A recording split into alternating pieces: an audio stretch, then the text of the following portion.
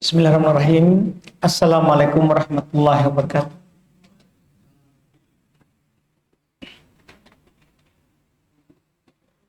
Alhamdulillahirabbil alamin.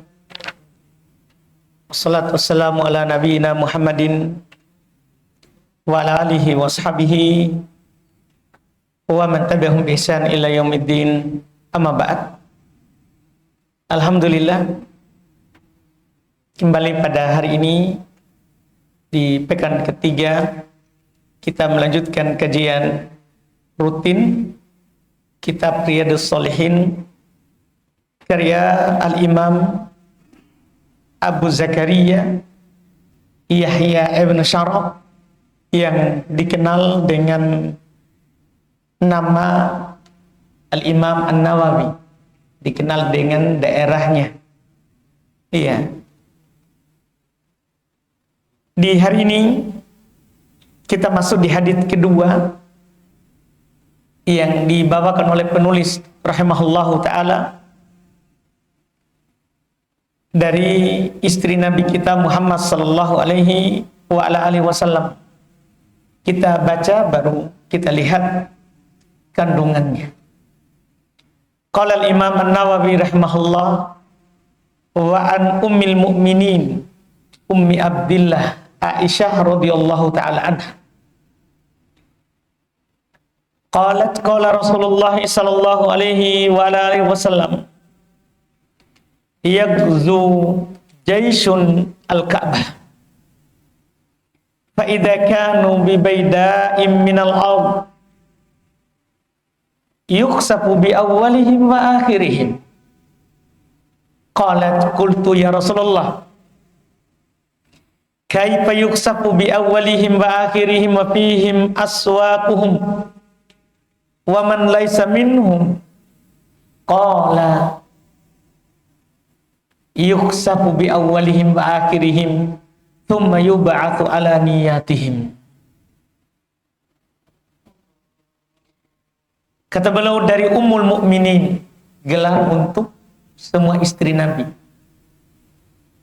Nah, di Quran disebutkan bahwa istri Nabi disebut ummahatuhum, ibunya orang-orang yang beriman.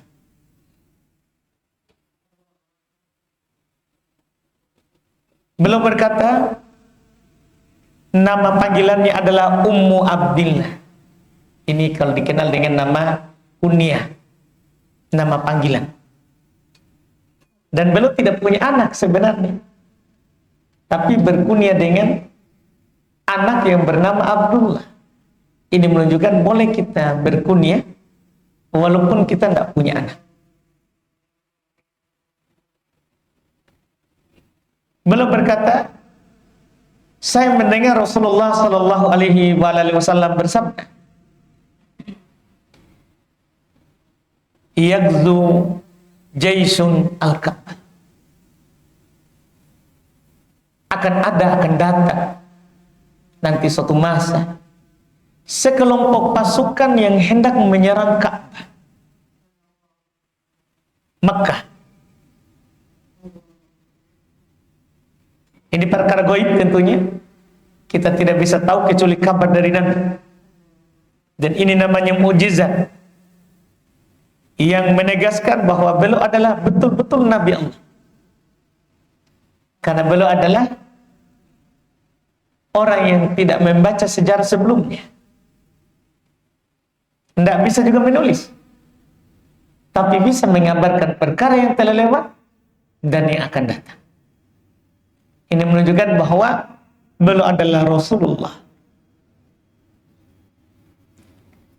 Belum menceritakan akan ada nanti sekelompok pasukan hendak menyerang Ka'bah.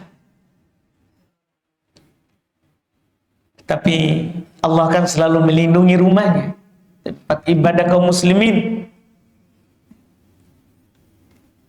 Allah Subhanahu wa ta'ala ketika mereka sudah berada di suatu tanah lapang, lalu mereka semua dibenamkan, ditelan bumi.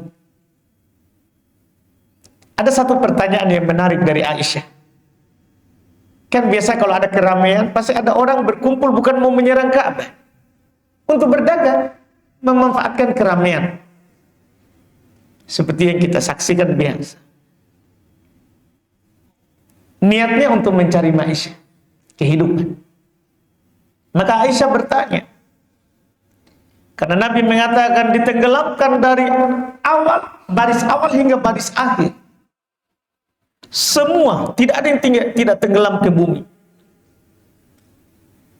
Ini bentuk penjagaan Allah Subhanahu wa taala terhadap rumah. Aisyah bertanya radhiyallahu taala anha, "Wahai Rasulullah, bagaimana semuanya dibenamkan dari pertama hingga akhir, sedangkan di tengah-tengah mereka terdapat para pedagang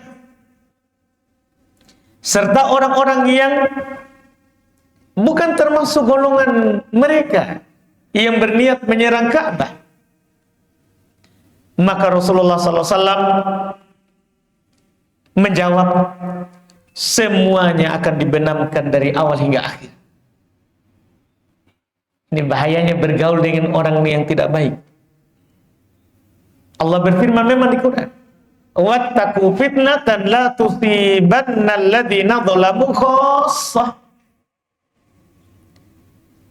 Takutlah kalian, jaga diri kalian dari musibah yang tidak akan menimpa orang zalim saja, orang maksiat saja. Enggak. Walaupun di tengah kita banyak orang soleh, kalau ada juga orang maksiat, musibah itu tidak hanya menimpa mereka, itu masalah. Makanya harus ada yang namanya amar ma'ruf nahi munkar. Walaupun mungkin orang tidak berubah kalau kita ingatkan, tapi harus ada. Kenapa? Ini setelahnya. Setelahnya, kata Nabi, mereka akan dibenamkan, akan ditenggelamkan dari awal hingga akhir. Kemudian bagaimana tadi? Ada pasar, ada orang ikut bukan karena mau memerangi Ka'bah. Kata Nabi, kemudian nanti mereka akan dibangkitkan sesuai dengan niatnya. Apa niatnya dia bergabung? Apa niatnya? Nah, ini pentingnya kita. Makanya Nabi SAW mengajarkan kita dalam hadits Abu Sa'id Al-Khudri, man ra'a minkum munkaron falyughayyirhu biyadihi, fa illam yastati fa bilisani, fa illam yastati fa biqalbihi. Apabila salah seorang dari kalian melihat kemungkaran, jangan ridho. Kalau bisa cegah dengan tangan, kalau tidak bisa cegah dengan lisan. Sampaikan, salah ini. Kalau tidak bisa kita tahan dengan tangan. Kalau tidak bisa dengan tangan, tidak bisa juga kita ngomong. Kita tidak punya kuasa. Suara kita tidak didengar. Tapi qalbi, hati, niat. Karena nanti kita akan dibangkitkan sesuai dengan niat. Kita hidup di tengah orang yang maksiat, tapi ketika niat kita adalah baik, maka kita akan dibangkitkan sesuai dengan niat kita. Walaupun sama-sama, mau semuanya datang musibah, sama-sama hancur rumahnya, sama-sama hancur pertaniannya, hancur peternakannya, hancur perdagangannya, tapi semua orang akan dibangkitkan dan diberi pahala tergantung niat. Iya, tergantung niat. Ketika Nabi SAW menghimpun para sahabat waktu perang Uhud, kita tahu perang Uhud itu terjadi di tahun ketiga Hijriyah pada bulan Syawal, setelah puasa Ramadan. Nabi diserang oleh pasukan musyrikin yang datang dari Mekah dengan jumlah pasukan 3.000 dengan senjata lengkap. Sementara Nabi SAW keluar bersama pasukan Muslim hanya 700 dari Madinah untuk menyambut mereka supaya tidak masuk Madinah. Karena kalau masuk Madinah nanti banyak anak-anak juga yang ikut terbunuh, orang tua. Kaum muslimin terbunuh 70 orang.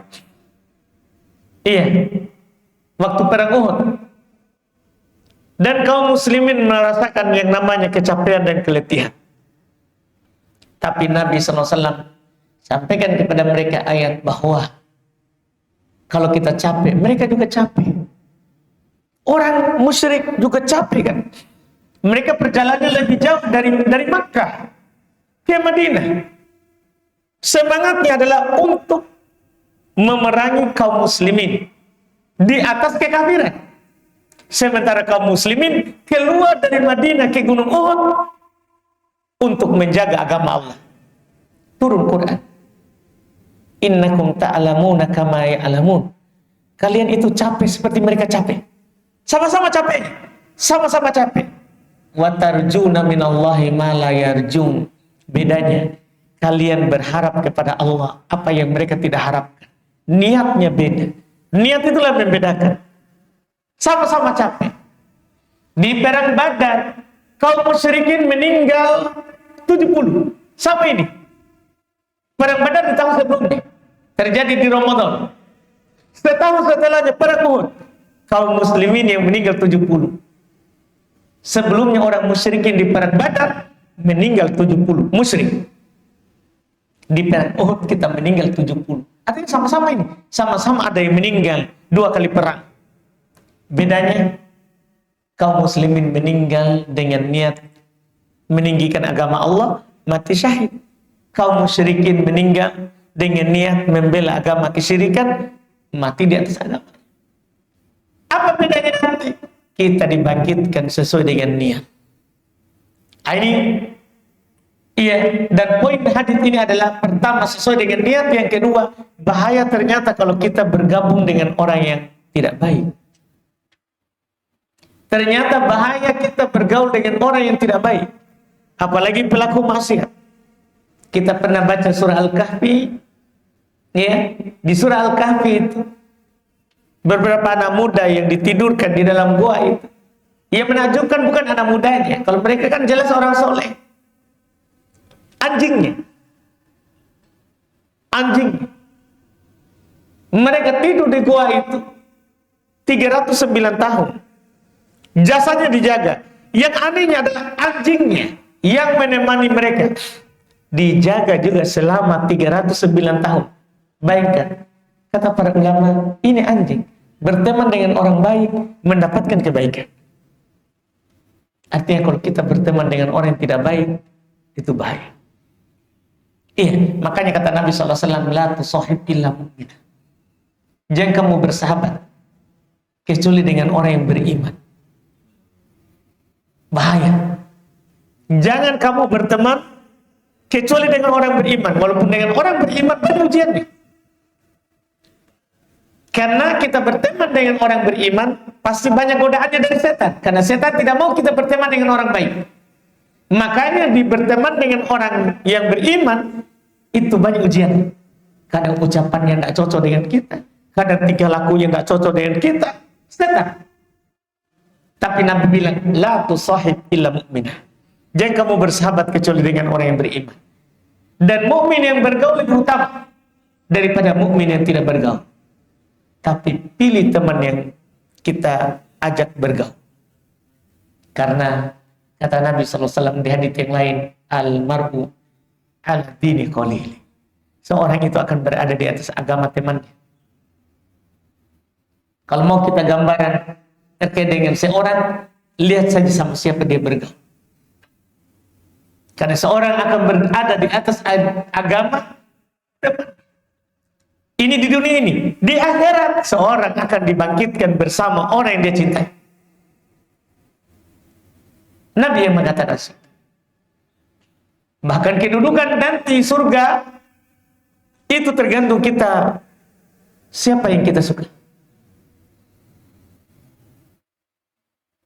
Terakhir, sebagai penutup, bahayanya pertemanan ini dan pentingnya kita memilih teman yang bagus dan mencintai orang yang tepat.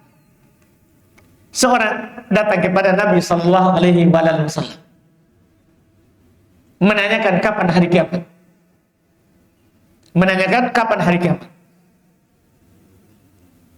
Nabi bertanya kepadanya, ma'adatta laha, Apa yang kamu siapkan untuk itu?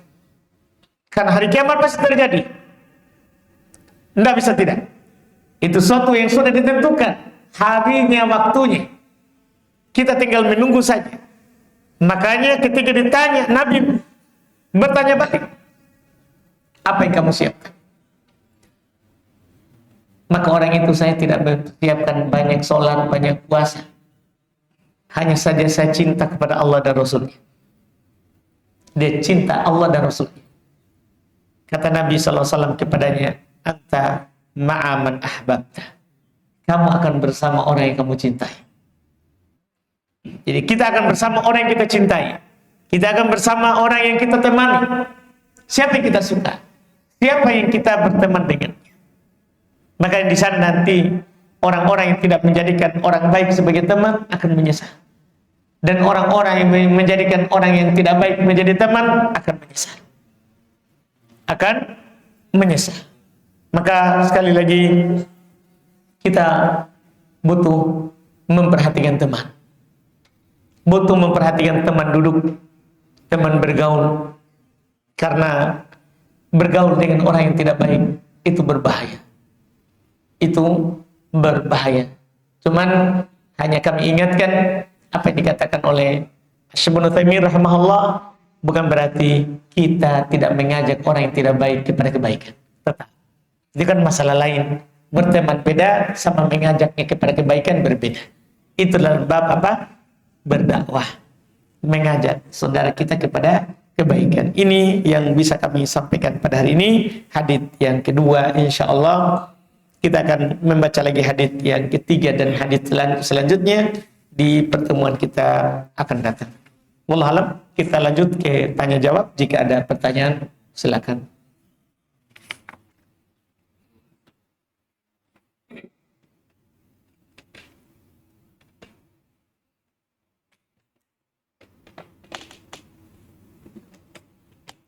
Kalau tidak ada, kami tutup.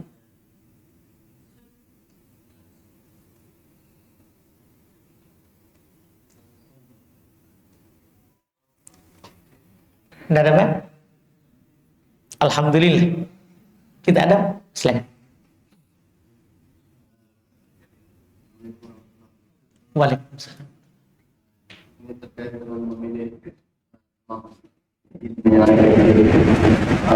sampai sejauh mana batasan kita memilih teman dan yang bisa kita dituntut untuk berbuat baik kepada semua, apalagi ada mungkin yang berbeda keyakinan atau agama. Sampai sejauh mana batasan kita dalam berteman. Jadi kalau beda agama, tentunya kita berteman karena dunia, karena bisnis, karena atasan dan bawahan. Itu kalau beda agama. Karena memang biar non-muslim dia juga punya hak kepada kita. Seperti yang pernah diisyaratkan oleh Nabi, ada orang itu punya 3 hak kepada kita. Ada juga orang punya 2 hak saja. Ada orang punya 1 hak saja. Nabi gambarkan yang punya 3 hak itu kalau dia kerabat muslim, terus juga tetangga. Kadang-kadang kita tinggal dekat kerabatnya kita, muslim lagi, muslim. Berarti dia punya hak kerabat, keluarga, ada hak tetangga, ada hak muslim. Ada orang punya 2 hak saja, yaitu kalau kita punya tetangga muslim, berarti 2 haknya. Ada orang punya 1 hak saja, itu tetangga yang non muslim, berarti punya hak sebagai tetangga. Ini contoh di tetangga. Sama juga di pertemanan, di sesama kantor. Ada yang punya hak, ada teman kantor muslim, keluarga, iya, dan muslim keluarga, dan dia punya hak teman kantor. Sama semua begitu. Jadi kita berteman dengan dia karena teman kantor, ada haknya sebagai atasan atau bawah, ada hak. Itulah muslim, Pak. Karena indallaha qad a'ta kulladzi haqqin haqqah. Allah itu telah memberikan setiap yang memiliki hak itu haknya, tinggal kita tempatkan. Seperti Nabi, Belum kalau sama orang Yahudi, belum gadaikan bajunya kepadanya. Ada kebutuhan masalah jual beli, gadaikan bajunya. Ada anak Yahudi yang sering bersama beliau, kadang belum pergi jenguk waktu sakit. Waktu sakit. Ada orang Yahudi hadiahkan kepadanya kambing, belum terima. Itu bentuk hak sebagai tetangga di Madinah. Hak sebagai tetangga di Madinah. Seperti itu. Allah.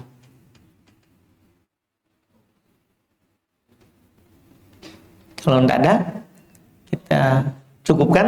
Insya Allah kita lanjut lagi di pertemuan akan datang. Alhamdulillah kita sedikit-sedikit Pak, yang penting kita istiqomah ke depan untuk mengkaji buku ini karena memang bukunya tebal, hadisnya banyak. Wallahu alam, subhanaka hamdik, asyhadu an la ilaha illa anta, astaghfiruka wa atubu ilaik. Assalamualaikum warahmatullahi wabarakatuh.